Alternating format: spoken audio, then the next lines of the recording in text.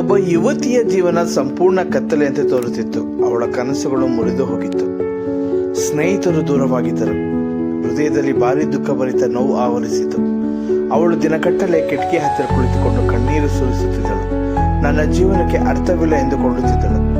ಆದರೆ ಒಂದು ರಾತ್ರಿ ಅವಳು ಬೈಬಲ್ ತೆರೆದು ಓದಿದಳು.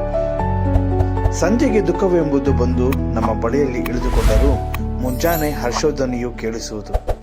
ಈ ವಾಕ್ಯ ಅವಳ ಹೃದಯಕ್ಕೆ ತಗುಲಿತು. ಅವಳು ಯೇಸುವಿನ ಕಡೆ ತಿರುಗಿಕೊಂಡಳು. ಪ್ರಾರ್ಥನೆಯಲ್ಲಿ ತನ್ನ ನೋವನ್ನು ಸಮರ್ಪಿಸಿದಳು. ಆ ದಿನದಿಂದ ಅವಳ ಹೃದಯದಲ್ಲಿ ಹೊಸ ಬೆಳಕು ಹೊಳೆಯಿತು. ಎಂದು ಅವಳು ಹೇಳುತ್ತಾಳೆ, ಯೇಸು ನನ್ನ ಅಳಲನ್ನು ನೃತ್ಯಕ್ಕೆ ತಿರುಗಿಸಿದರು, ನನ್ನ ಕಣ್ಣೀರನ್ನು ಆನಂದಕ್ಕೆ ಬದಲಾಯಿಸಿದರು. ಸ್ನೇಹಿತರೆ, ಯೇಸು ಮಾತ್ರ ದುಃಖವನ್ನು ಆನಂದಕ್ಕೆ ತಿರುಗಿಸುವ ಶಕ್ತಿ ಹೊಂದಿದ್ದಾರೆ.